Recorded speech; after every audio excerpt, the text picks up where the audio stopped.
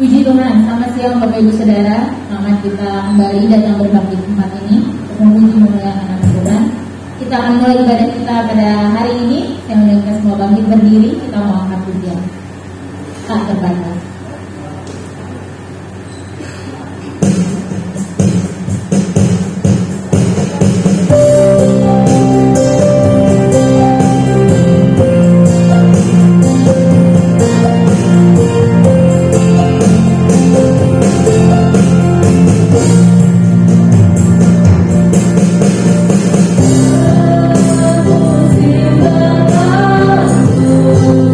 Namun kau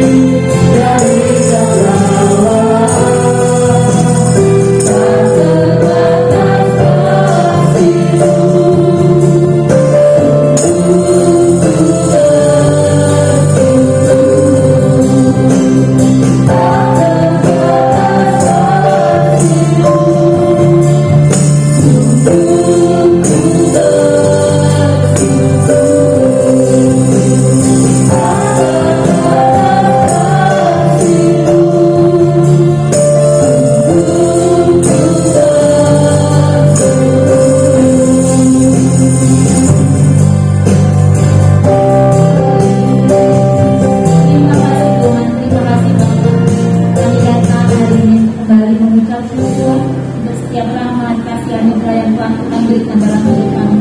Sampai saat ini Tuhan, kami masih sehat, kami masih ada, baik-baik saja, kami masih hidup, kami masih bernafas, semua karena anugerah-Mu Tuhan dalam hidup kami.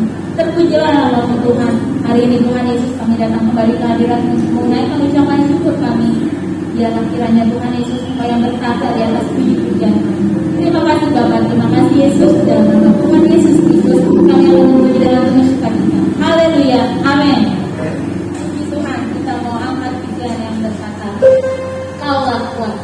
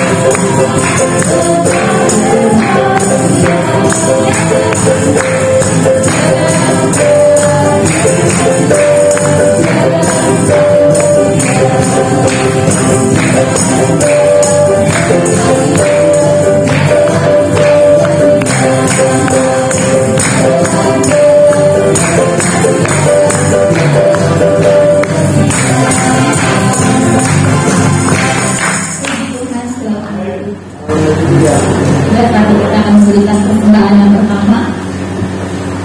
Terima kasih Tuhan, terima kasih Yesus yang baik, kami mengucap syukur Tuhan, dimana juga saatnya kami akan memberikan persembahan kami yang terbaik Tuhan, kiranya nanti teman-teman yang sudah menjadi Tuhan Yesus, menyatakan persembahan ini bisa dapat kerjaan kami semua. Terima kasih Tuhan, terima kasih Bapak, kami siapkan nanti kami memberi dengan penuh ucapan syukur yang di dalam nama Tuhan Yesus Kristus.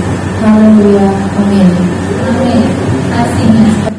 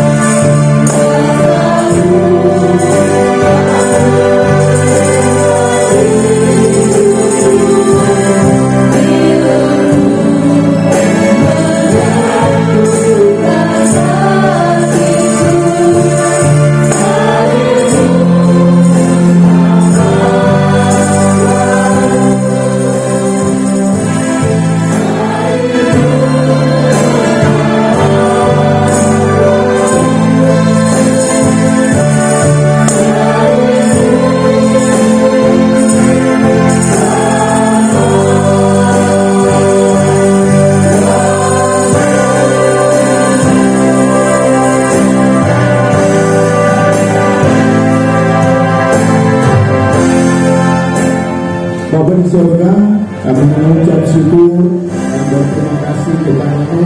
Sampai saat ini kami masih ada, kami sudah memuji, memuliakan nama-Mu Tuhan. Dan kini tiba saatnya kami akan mendengarkan kebenaran firman-Mu Bapa. Kami berdoa buat hamba-Mu yang akan menyampaikan kebenaran firman-Mu saat ini Tuhan. Urapi dia, pakai dia biarlah urapan baru daripada Roh Kudus menjadi bagian miliknya dalam penyampaian kebenaran firman-Mu Tuhan. Berdoa buat kami yang akan mendengarkan kebenaran firman-Mu Tuhan. Urapi hati kami, pikiran kami, biarlah apa yang kami akan mendengar saat ini Tuhan itu menjadi penuntun dalam kehidupan kami. Kami siap mendengarkan kebenaran firman-Mu Bapa. Berkatilah firman-Mu Bapa dalam nama Tuhan Yesus Kristus. Haleluya. Amin. Amin. Waktu dan nama saya Haleluya. Haleluya. Puji Tuhan. Mengucap syukur kepada Tuhan. Mengucap syukur juga berterima kasih kepada Bapak Ibu Gembala, sidang jemaat Tuhan yang sudah memberikan kesempatan bagi saya untuk bisa berbagi dan kita belajar sama-sama firman Tuhan pagi hari ini. Tidak berlama-lama, kita mau baca dulu di dalam Roma pasal yang ke-16 ayat 20. Kita buka Alkitab kita buka di dalam Roma pasal 16 ayat yang ke-20. Kita baca sama-sama. Saya undang kita semua bangkit berdiri dengan suara yang keras, sama-sama kalahkan suara saya kalau bisa. 2, 3. Semoga Allah sumber damai sejahtera akan menghancurkan iblis di bawah kakimu. Kasih karunia Yesus Tuhan kita menyertai. Sekali lagi bagian A saja. 2, 3. Semoga Allah sumber damai sejahtera segera akan menghancurkan iblis di mana? Di mana? Di mana? Di bawah kaki. Perhatikan baik ya. Puji Tuhan, silakan duduk. Bapak Ibu, teman-teman semua, masih ingat apa itu make? M-E-I-K? Moral, etika, integritas, karakter Kristus. Kita dituntut untuk sepanjang tahun ini bahkan selama-lamanya ya, kalau bisa kita bermoral, kita beretika, kita berintegritas dan kita berkarakter Kristus. Amin. Tapi ada satu sosok yang membuat kita tidak bisa menjalankan make ini. Ada satu sosok yang membuat kita terhambat. Kalau malaikat Tuhan Yesus sekalipun tidak akan pernah menghambat kita itu bermake, ya, bermoral, beretika, berintegritas dan juga berkarakter Kristus. Karena kesempurnaan. Ini saya ada di seorang di kegerakan pria sama-sama dengan Evra. Kami ada moto. Paling masih ingat enggak? Bang Tamrin masih ingat enggak? Kesempurnaan seorang pria dan keserupaan dengan Kristus adalah hal yang sama, baku par kata orang Manado itu, ya.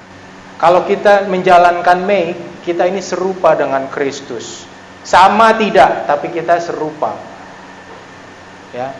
Paling enggak kita serupa dengan Kristus.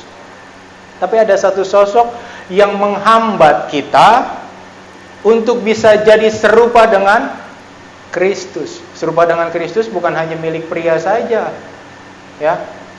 Pak Herman, bukan milik pria saja, milik wanita juga. Ya.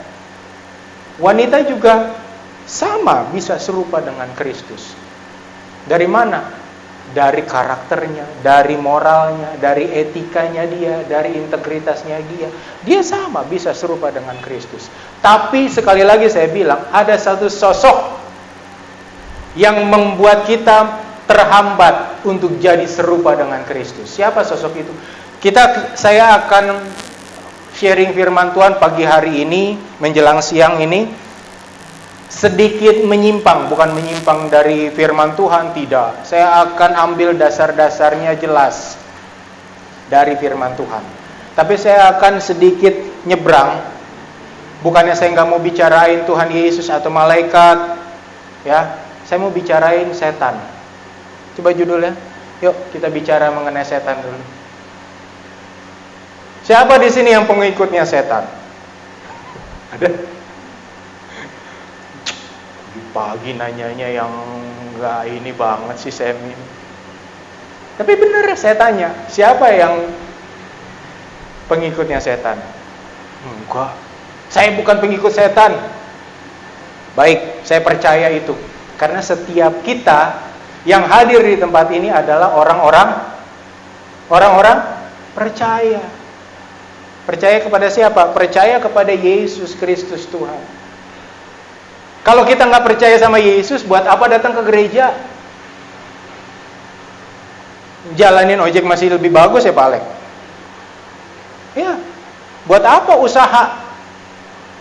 Datang ke gereja capek-capek, buka warung aja bisa dapat duit.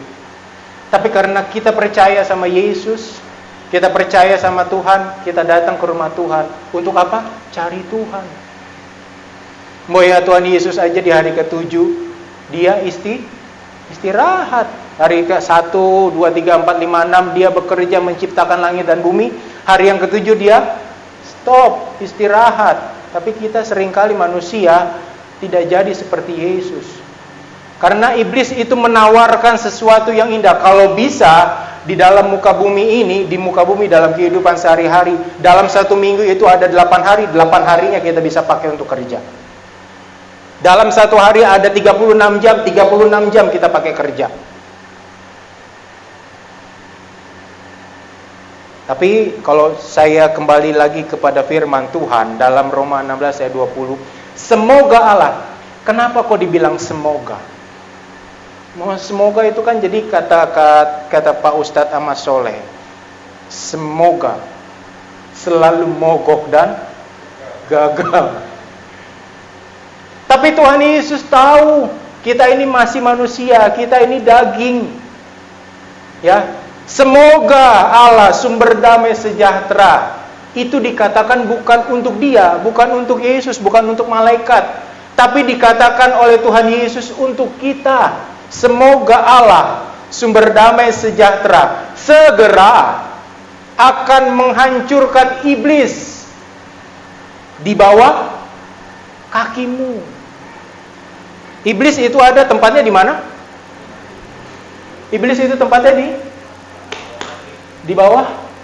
Di bawah. Kalau kita pakai sepatu, di bawah sepatu, di bawah kaki. Sepatu kita mungkin bisa disemir atasnya aja. Tapi adakah Bapak Ibu pernah melihat orang nyemir sepatu telapaknya?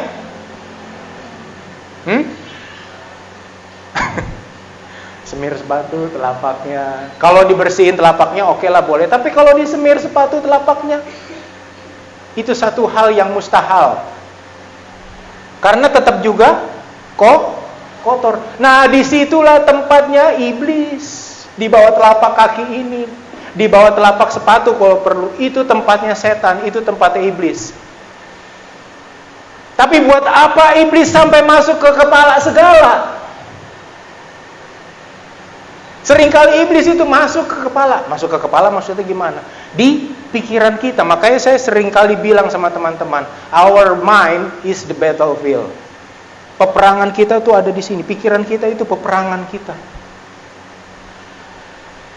Kita seringkali negosiasi dengan setan. Makanya seringkali setan itu ditaruh di mata. Setan itu seringkali ditaruh di bibir. Setan itu seringkali ditaruh di leher, di tangan, ya, susuk-susuk segala macam. Saya minta ampun deh kalau ada orang, apalagi anak Tuhan yang masih pegang-pegang susuk, yang masih pegang-pegang jimat. Bolehlah, saya ada orang Malaysia begini. Bukan dia orang Malaysia, tapi slogan Malaysia dia bilang, "Mari kita berjimat." Negara nih kafir juga ya. Masa disuruh berjimat? Ada yang ngerti, kasih tahu sama saya. Berjimat itu artinya berhemat. Ya ampun.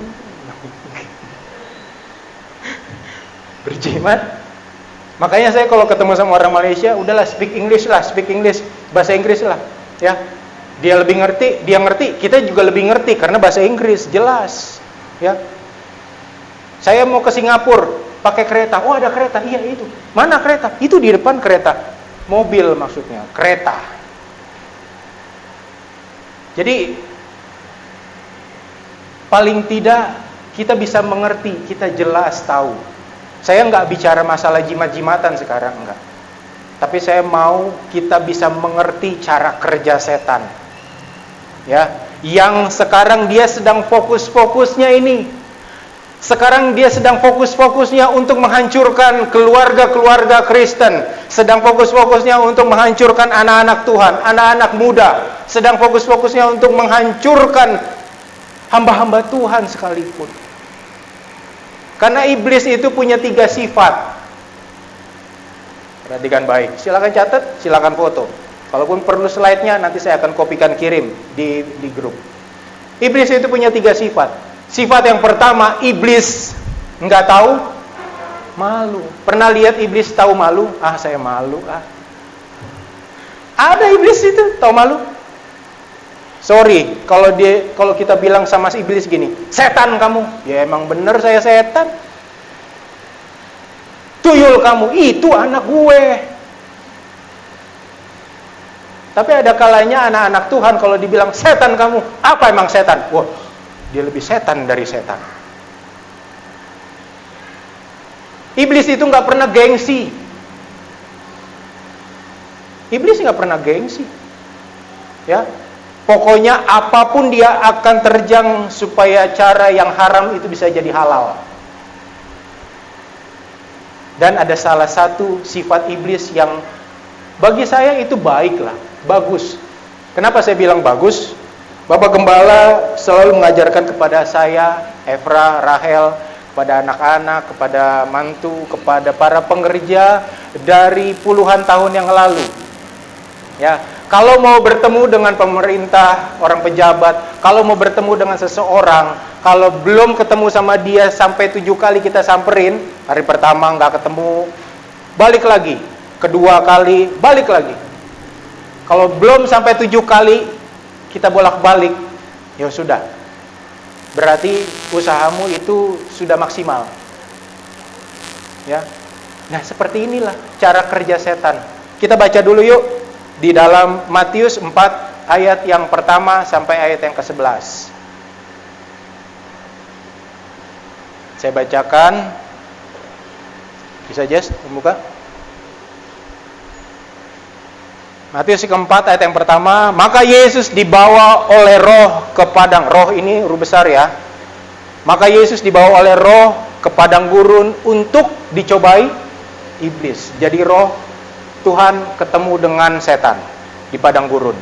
Dan setelah berpuasa 40 hari dan 40 malam, akhirnya laparlah Yesus. Lalu datanglah si pencoba itu dan berkata kepadanya, jika engkau anak Allah, perintahkanlah supaya batu-batu ini menjadi roti. Kalau kita lapar, waktu kita dikasih makan, mau makanan itu basi, tapi kalau kita lapar sekali, mau makan nggak? Kalau saya makan, daripada nggak makan. Itu yang iblis tawarkan sama Yesus. Balik dulu ayat 3, jangan maju dulu. Itu iblis yang tawarkan sama Yesus. Jika engkau anak Allah, itu 40 hari bukan macam-macam loh. 40 hari, 40 malam dia berpuasa, nggak bisa tahan lapar. Manusia, waktu itu Yesus itu masih manusia. Biarpun memang dia Tuhan 100%, manusia 100%. Tapi dia manusia, bisa lapar, dicubit masih sakit, ada rasa ngantuk, ada rasa perjuangan hidup itu berat sekali. Maka 40 hari dia nggak makan, dia bisa lapar. Jika engkau anak Allah, perintahkanlah supaya batu-batu ini menjadi roti. Kalau saya dikasih makanan basi waktu itu, saya akan makan. Jangankan roti basi, kalau bisa itu batu bisa saya makan, saya makan. Kenapa? Saya lapar. Tapi apa jawab Yesus di ayat keempat? Tetapi Yesus menjawab, ada tertulis. Berarti waktu dibilang ada tertulis, itu ada tertulis di dalam firman. Perhatikan baik ya Bapak Ibu, teman-teman. Untuk mengalahkan setan harus dengan firman. Manusia hidup bukan dari roti saja, tetapi dari setiap firman yang keluar dari mulut Allah. Tahu nggak iblis bilang apa? Tuh kan, apa gue bilang? Gue pasti kalah ngadepin Yesus. Tapi balik lagi ke sifat setan yang ketiga. Kalau kita perhatikan, Yesus ini dicobai cuma 1 kali. Betul?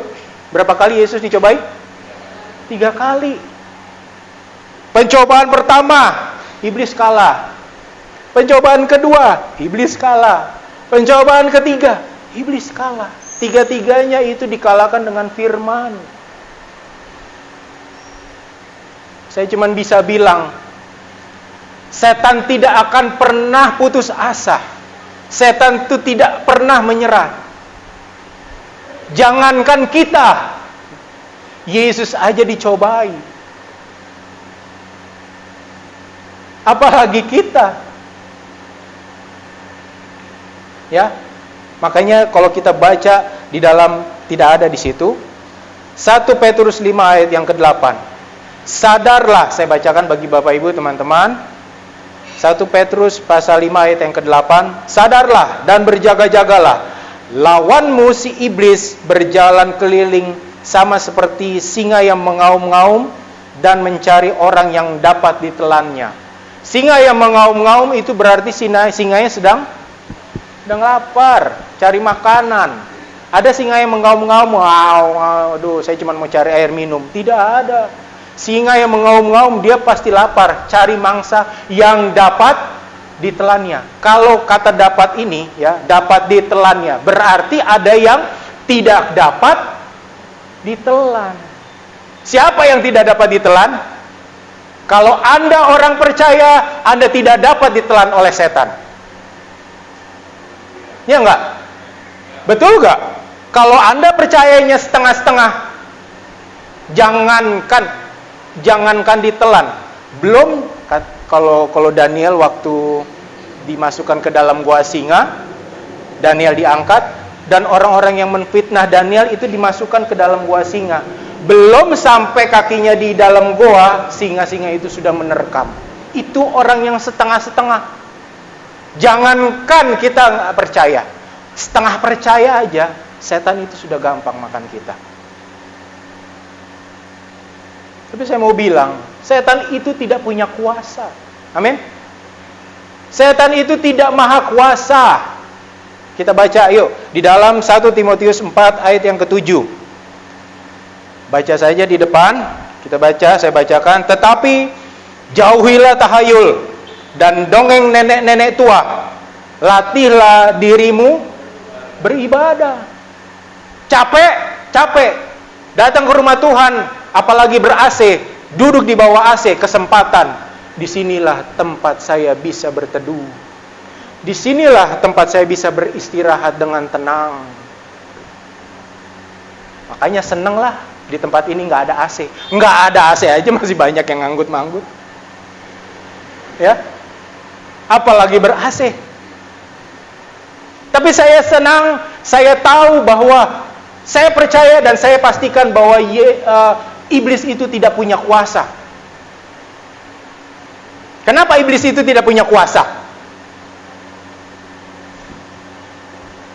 Kita lawan dengan iman kita, percaya kita kepada Tuhan. Jadi maaf nih, saya bilang sama Bapak Ibu, hanya orang-orang bodoh saja.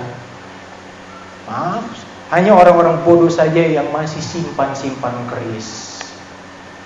Hanya orang bodoh saja yang masih taruh foto-foto naga. Hanya orang bodoh saja yang masih percaya mitos-mitos, berdiri di pintu, palang pintu, nanti jauh dari jodoh. Ya.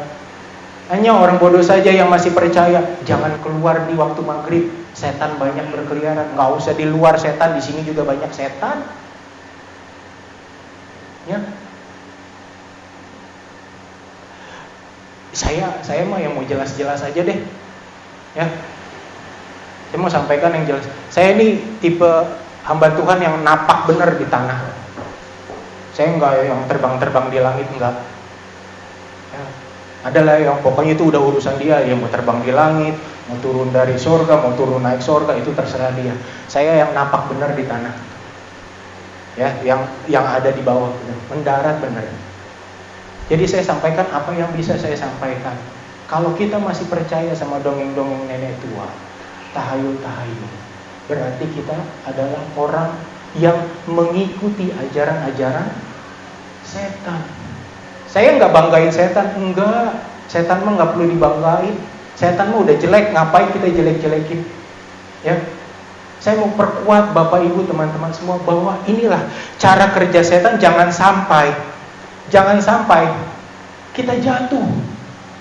Setan itu tidak maha kuasa, setan itu tidak maha kuat, setan itu tidak maha jago, setan itu tidak maha hebat, tapi setan itu berpengalaman. Katakan sama saya, setan berpengalaman. Bayangkan 6.000 tahun orang berperang di ladang yang sama. Setan ini tuh sudah mulai ganggu Hawa itu dari 6.000 tahun lalu. Sampai sekarang dia bergulat dengan di ladang yang sama. Gimana nggak berpengalaman?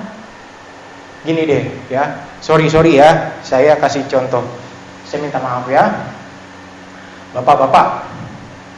Waktu kita dulu pemain inti, anak-anak muda juga dengar saja lah. Pokoknya jadiin pelajaran. Pemain inti, ya waktu zaman Imam Bonjol masih ada. Kalau sekarang kita sudah bertobat, terima Yesus sebagai juru selamat dan benar-benar hidup di dalam Tuhan, waktu kita melihat wanita sekilas, ini nakal nih, ya, ini dia memang orangnya judes, tapi dia orangnya baik. Nah, kayak begitu-begitu tuh, ya bukan kita itu maha tahu, kita maha hebat, enggak, tapi kita tahu berdasarkan pengalaman.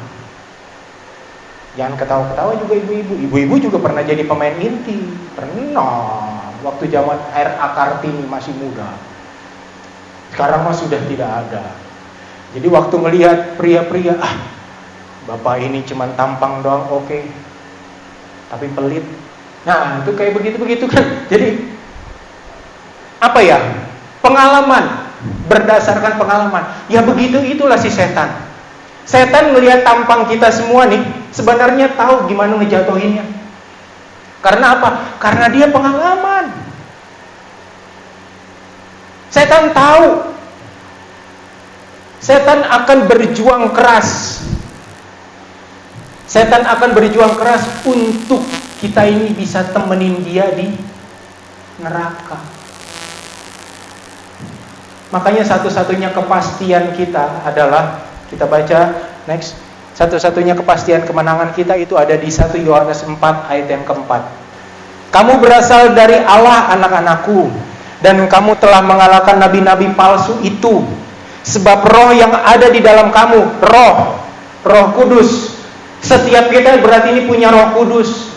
Roh yang ada di dalam kita, yang ada di dalam kamu lebih besar daripada roh huruf kecil yang ada di dalam dunia ini. Tapi seringkali kayaknya dibalik. Roh kita yang kecil, roh setan itu lebih besar. Kapan keadaan bisa dibalik?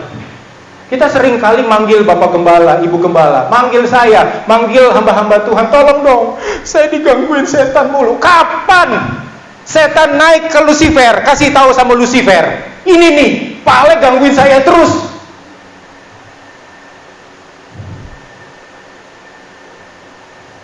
Kita balik dong keadaannya. Kita balik keadaannya supaya kita jangan terintimidasi dengan setan. Karena setan akan berjuang habis-habisan supaya kita ini bisa nemenin dia di neraka. Saya mau bilang, Tuhan menciptakan neraka itu bukan untuk kita, Bapak Ibu teman-teman. Percayalah, neraka ada. Di dunia ini juga ada neraka. Iya betul. Ya.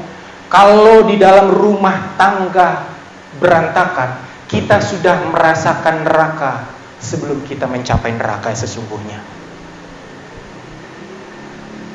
Tapi kalau di dalam rumah tangga kita bahagia, kita sudah merasakan dan menikmati sorga sebelum kita naik ke sorga sesungguhnya. Amin. Pilih mana? Mau surga? Mau neraka? Tapi banyak kali kita ini diperhadapkan dengan satu kondisi, aduh. Kalau ayat itu bilang, ya, kamu berasal dari Allah anak-anakku, dan kamu telah mengalahkan nabi-nabi palsu itu. Nabi Elia, dia menghadapi 450 nabi-nabi Baal. Dia menghadapi 400 nabi-nabi Asyera. Ya. Totalnya Nabi Elia menghadapi 850 paranormal. 850 dukun. Saya mau tanya sama Bapak Ibu, teman-teman semua, tolong jawab. Untuk menghadapi 850 paranormal, Elia menghadapinya dengan berapa ribu orang?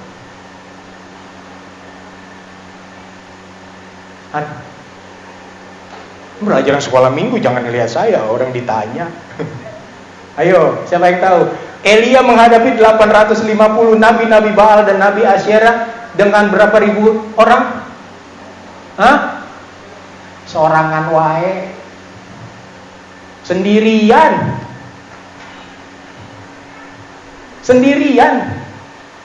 Kenapa dia berani ngadapin setan, ngadapin nabi-nabi Baal itu sendirian?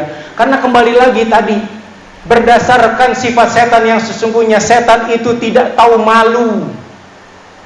Setan itu nggak punya gengsi. Sebenarnya itu dia udah takut sama kita, tapi dia pasang gengsi. Saya berani ngadepin kamu. Gini aja deh, siapa yang pernah ketemu ular di jalan?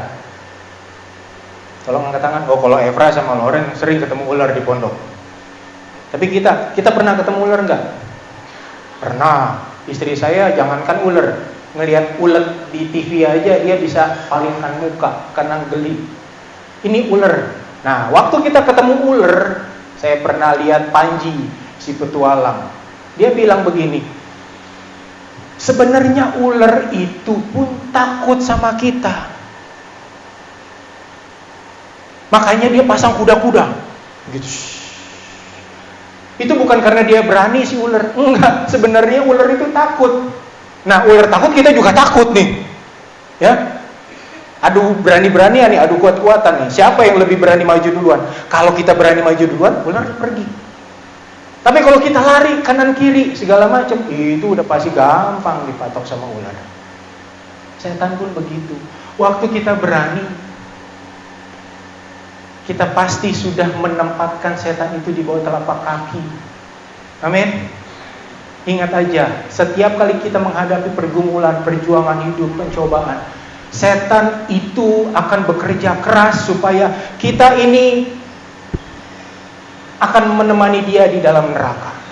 Dan saya tidak percaya kalau ada anak-anak Tuhan yang percaya sama Tuhan, percaya sungguh sama Tuhan, itu bisa disantet. Tidak ada anak-anak Tuhan yang percaya bilang sama teman-teman di luar sana, kok gue rajin baca firman, rajin berdoa, kok bisa ya ada orang kirimin paku sama gue, bisa kirimin beling di depan rumah atau apa. Saya tidak percaya kalau kita benar-benar cinta sama Tuhan, kita bisa disantet. Karena di dalam dunia roh, waktu setan datang untuk menyerang kita, dia akan lihat bukan kita. Kalau kita percaya sama Tuhan, kita menempatkan Yesus di depan kita, Bapak Ibu. Amin. Waktu setan di dunia roh ini melihat waktu dia mau nyerang kita, ngelihat, angel ini di depannya ada apa ya? Ini kan tripod ya. Anggap aja tripod itu malaikat. Angel. Kelihatan sih memang angelnya, tapi ini ada malaikat di depan. Setan akhirnya minggir pergi. Kenapa? Karena ada malaikat. Tapi waktu dia mau menyerang Jenny, gampang, nggak ada halangannya, masuk.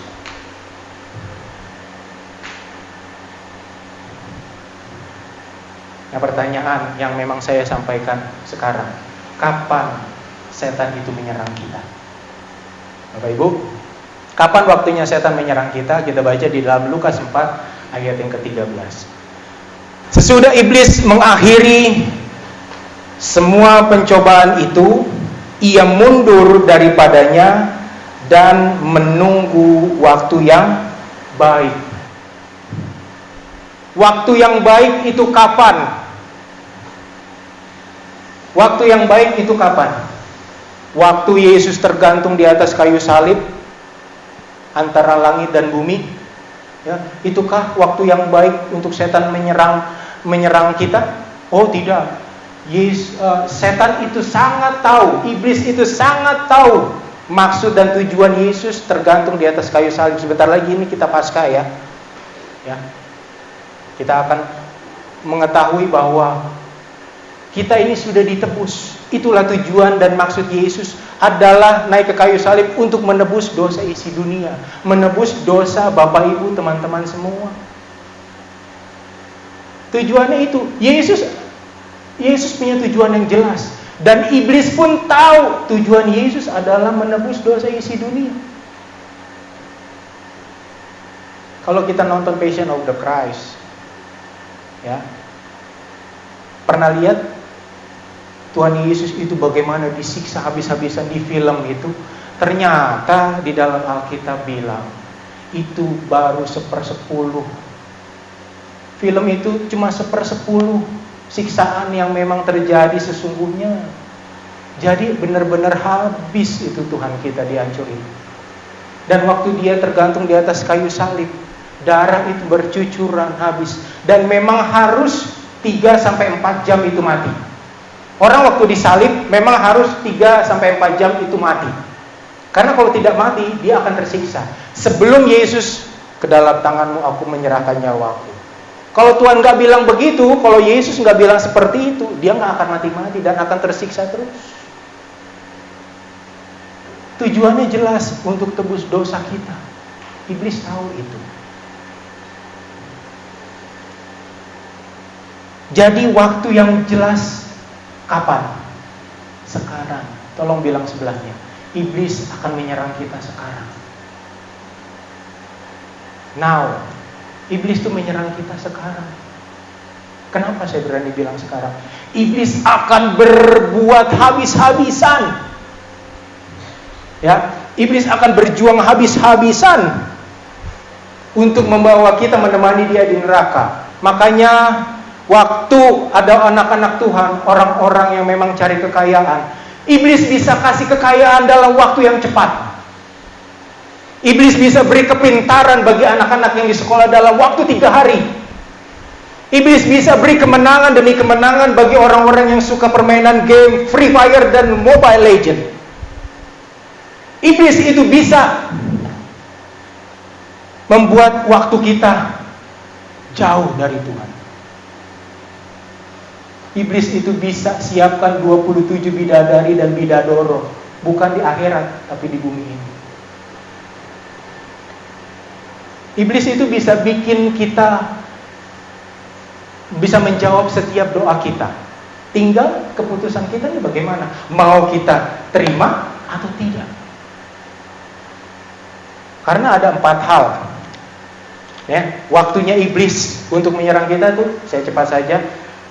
Ada 4 hal. 4 waktunya iblis ya, maksudnya kapan iblis itu menyerang kita, menyerang Bapak Ibu, teman-teman semua. Yang pertama, waktu kita terlalu sibuk, tidak punya waktu untuk Tuhan. Yang pertama, waktu yang tepat iblis menyerang kita, waktu kita dibuat sibuk sampai-sampai kita tidak punya waktu untuk Tuhan. Bekerja sibuk, waktu di rumah pun bisa nggak sibuk? Bisa. Tanya aja ibu rumah tangga. Sibuk bisa. Melayani Tuhan bisa sibuk? Bisa. Dan kalau kita sibuk pasti kita capek. Waktu kita capek untuk bersekutu dengan Tuhan pasti nggak ada waktu. Makanya Tuhan selalu mengarahkan kita, bangunlah pagi-pagi, bersekutu dengan Tuhan, baca firman Tuhan pagi-pagi. Kalau kita sudah terbiasa hari-hari siang kita berdoa ataupun memang tengah malam kita berdoa, ya silakan berdoa. Tapi Tuhan tahu kita sepanjang hari bekerja, beraktivitas dan kita pasti lelah. Kalau kita berdoa malam, sudah pasti kita mengantuk. Yang kedua, waktu kita terlibat dengan ambisi duniawi, ya, dan pasti menghalalkan segala cara. Mau kaya instan, lakukan penggelapan. Itu diiming-imingi oleh setan. Ya, Tuhan, aku udah 37 tahun, aku belum punya pasangan teman hidup. Tuhan, ngomong lagi sama Tuhan, boleh nggak saya pelet orang? Boleh nggak saya pasang susuk? Kayak udah nggak laku aja, ya. Terserah deh Tuhan, mana aja deh, pokoknya yang jadi, yang ini menghalalkan segala cara. Ya, ambisi baik, tapi nggak usah gede-gede ambisi itu, ya. Karena kalau ambisi terlalu besar, kita akan berhadapan langsung dengan Tuhan, seperti Menara Babel. Bagaimana cerita Menara Babel panjang, tapi silakan baca. Itu adalah ambisi manusia yang mau menyamai Allah. Dia bikin bangunan tinggi sampai memang ini orang-orang ini mau melawan, dihancurkan. Itu Menara Babel. Itu ambisi manusia. Ambisi boleh, tapi sedikit-sedikit aja lah. Karena dengan ambisi itu kita punya semangat untuk maju, jadi berhasil. Yang ketiga, waktu kita menyimpan kekecewaan, dendam, dan sakit hati. Inilah ruang kerjanya setan. Ya, setan itu punya tempat kerja loh, punya kantor. Ini kantornya setan. Ya, waktu kita buka celah untuk kecewa, waktu kita buka celah untuk dendam, waktu kita buka celah untuk sakit hati, kepahitan dan lain-lain. Itu kantornya setan, itu ruang kerjanya setan. Coba cek hidup kita. Kita masih kecewa nggak? Kalau kita masih kecewa, berarti kita masih izinkan setan kerja sama kita. Ya. Yang keempat, waktu kita sudah mulai bersungut-sungut dan memandang segala sesuatu dari sisi yang negatif. Kalau sudah mulai bersungut-sungut, sudah mulai bibirnya panjang, lebih panjang dari hidung, nah itu udah mulai hati-hati. Ya. Jadi hati-hati yang bersungut-sungut, karena itu yang akan menghadapi kita. Kalau kita suka bersungut-sungut, Tuhan sendiri. Saya pelajari ada 5 panah setan yang siap menghujam kita. Ya, cepat saja. Panah yang pertama seperti yang saya bilang tadi, ya, kecewa, dendam, sakit hati, kepahitan, itu udahlah beti-beti lah, beda-beda tipis, sama-sama semua itu, ya. Karena kalau sudah kecewa, kita bisa kecewa sama suami, ya, kita bisa kecewa sama istri. Pulang suami ke rumah, ya, Pak, saya bilang, kalau istri kita pulang, dia masih marah-marah, dia masih cerewet, itu kita aman. Tapi kalau kita pulang melihat istri sedang bertekuk lutut, bercucuran air mata, nah itu kita mesti hati-hati. Ya. Karena itu sebentar lagi. Apa sebentar lagi? Nggak tahu saya. Sebentar lagi antara kita dijamah Tuhan atau enggak kita stroke. Ya. Kecewa dengan anak-anak, kecewa dengan hamba Tuhan. Keluarga saya, ada salah satu keluarga saya, dia menggembala, jemaatnya berusaha untuk menanduk dia. Tapi apa yang didapat? Justru sebaliknya, Tuhan beracara dengan orang yang berurusan. Ya, saya nggak bilang kami ini orang yang hebat, tidak. Kalau kami punya salah, sudah biarkanlah hamba-hamba Tuhan ini bersalah. Urusan kita sama Tuhan, urusan dia sama Tuhan. kita bukan jadi hakim-hakim. Ya. Bapak Ibu teman-teman, kita tidak boleh jadi hakim karena seringkali di dalam gereja itu banyak hakim. Ya. Saya berani bilang hakim-hakim amatiran itu banyak di gereja. Makanya berat jadi hakim itu. Gak usahlah jadi hakim, ya. Karena waktu kita menunjuk, ya, kamu salah. Kita tunjuk satu orang salah nih, satu nih. Berapa yang tunjuk kita? 3 tunjuk kita. Kita introspeksi dulu. Kita tidak perlu jadi hakim. Ya, kita jangan buka pintu celah untuk kecewa, dendam, sakit hati, kepahitan dan lain-lain. Ya, karena itu saya cuma bilang, kecewa itu adalah pilihan. Kalau kita kecewa, berarti kita membiarkan iblis membawa kita untuk masuk ke dalam neraka. Tapi kalau kita lebih pilih bersyukur, kita mengandalkan roh Tuhan. Tuhan, aku tahu segala perkara yang terjadi ini akan mendatangkan kebaikan bagi setiap orang yang mencintai Tuhan. Amin. Yang kedua, emosional. Iblis itu akan bekerja di tingkat emosional yang tinggi. Waktu kita marah-marah, waktu kita emosi, biasanya kita marah-marah kan? Ya. Dan kalau kita sudah mulai marah-marah, mulut kita ini jadi jahat. Ya. Apapun itu bisa terjadi. Yang ketiga, duniawi, tidak berakar di dalam Tuhan. Iblis, setan sangat-sangat concern, sangat-sangat fokus membuat kita ini tidak berakar. Lu boleh ke gereja, kamu boleh ke gereja, ya. Tapi gak usahlah kamu bertumbuh. Di luar itu masih banyak harapan. Saya bilang, di luar itu harapan semu. Di dalam Tuhan kita punya harapan yang pasti. Yang keempat, Victor. Bukan Victor, ya, Victor. Pikiran kotor. Pikiran yang negatif terus, ya. Orang-orang yang punya pikiran kotor, orang-orang yang berpikiran negatif, itu adalah orang yang penuh dengan kekhawatiran. Tuhan melarang kita untuk khawatir, tapi iblis itu menggiring kita untuk memiliki rasa kekhawatiran. Setiap hari kita khawatir nggak? Kekhawatiran tuh bisa buat kita nekat. Kekhawatiran itu bisa bikin mulut kita jahat. Kekhawatiran itu pun bisa buat kita untuk bunuh diri. Dan pada akhirnya, kekhawatiran itu bisa membawa kita untuk mencari kepastian.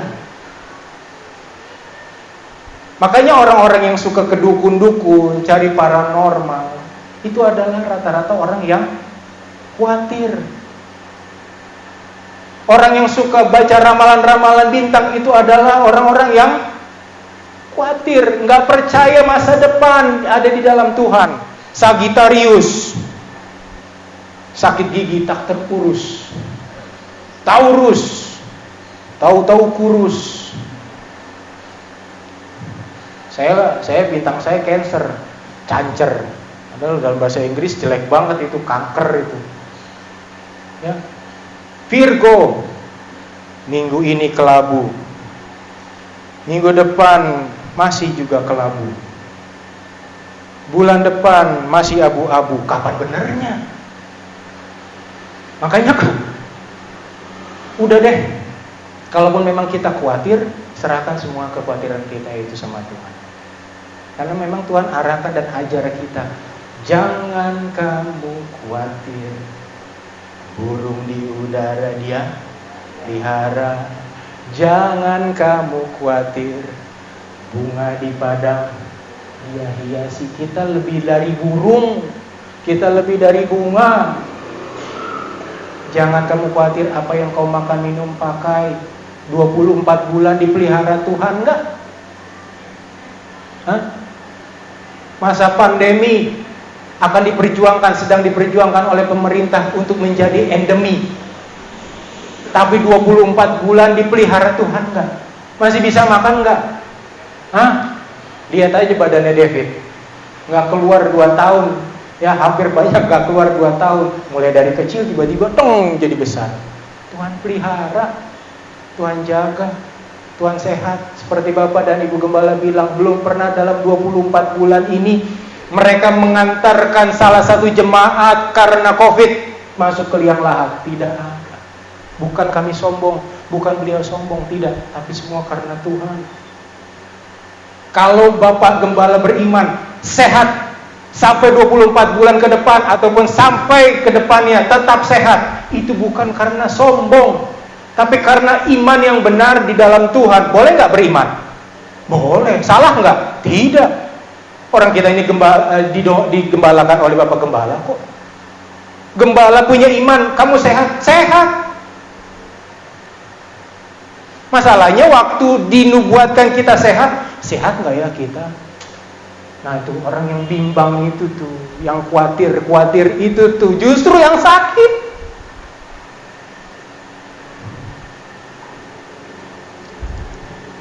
Panah yang kelima, yang terakhir, kesusahan. Ya, kesusahan itu terjadi karena kita tidak mengerti akan firman Tuhan, tidak mengerti kita ini adalah warga kerajaan sorga, tidak mengerti kita ini adalah anak-anak Tuhan yang punya Bapa yang kaya. Saya belajar untuk menginjil di luar, belajar dan sangat belajar mengandalkan Tuhan. Saya banyak kekurangan, banyak, sangat banyak. Dan saya akui, saya punya kekurangan, kelemahan. Tapi Tuhan, kalau Tuhan bawa saya ke track ini, ke jalur ini, Tuhan tidak pernah salah. Amin. Bapak Ibu hidup sekarang, Tuhan tidak pernah salah. Bapak Ibu teman-teman ada sampai saat ini, Tuhan tidak pernah salah. Amin. Jadi bagaimana dong Kak Sem? Jadi bagaimana dong Sem supaya kita ini menang bahkan ditakuti oleh setan? Sebagai ayat-ayat yang terakhir, kita buka di dalam Yakobus 4 ayat yang ke-7. Saya bacakan cepat saja. Karena itu tunduklah kepada Allah dan lawanlah iblis, maka ia akan lari daripadamu. Bahasa Inggris bukan run, tapi runway. Jadi itu lebih dalam. Kalau diterjemahkan ke bahasa Betawi, ngacir. Ya, kalau pernah melihat film kartun tuh, siapa yang suka nonton film-film kartun itu? Itu ngacir. Jadi waktu kita tunduk pada Allah dan kita melawan iblis, maka dia akan ngacir dari kita, lari dari kita. Asalkan kita apa? Tunduk sama Tuhan. Orang Manado suka bilang begini dan saya sangat mengamininya. Tuhan, kemana ngana panggil, kita ikut. Jadi tunduk aja, ikut aja. Kemana Tuhan panggil, kita ikut. Yang kedua, dalam 2 Korintus 2 ayat yang ke-10, sebab barang siapa yang kamu ampuni kesalahannya, aku mengampuninya juga.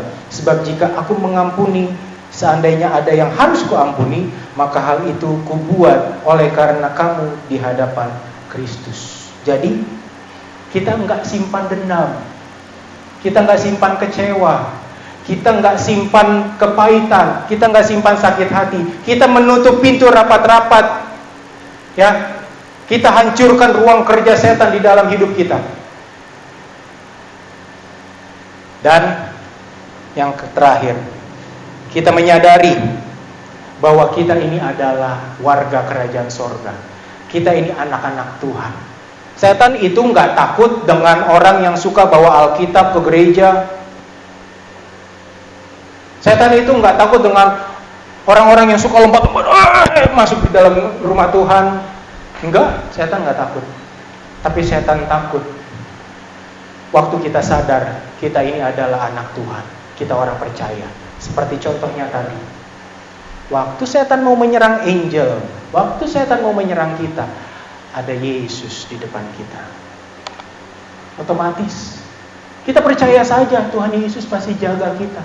Masalahnya seringkali kita itu mendepani Tuhan. Kita tuh seringkali pengen berusaha untuk jalan di depan Tuhan. Tapi izinkanlah mulai saat ini kita ada di belakangnya.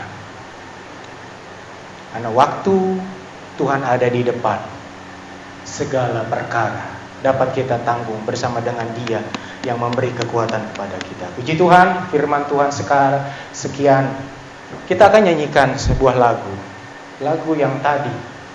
Saya undang kita semua bangkit berdiri. Nyanyi dengan iman ya. Nyanyi dengan semangat.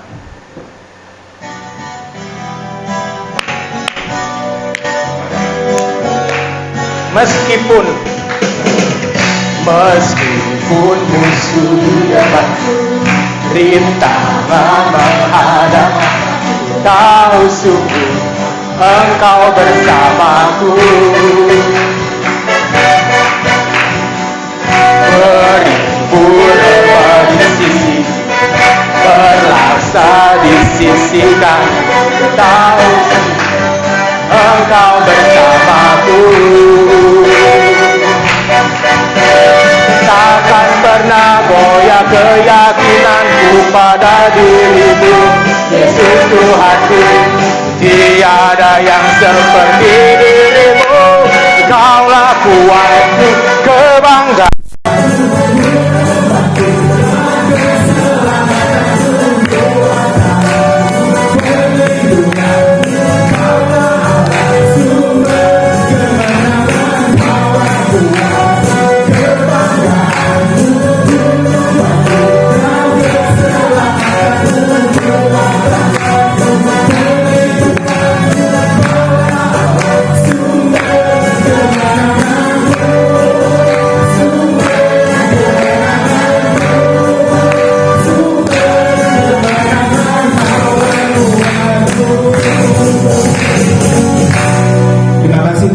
Firman Tuhan yang luar biasa, hamba diberkati.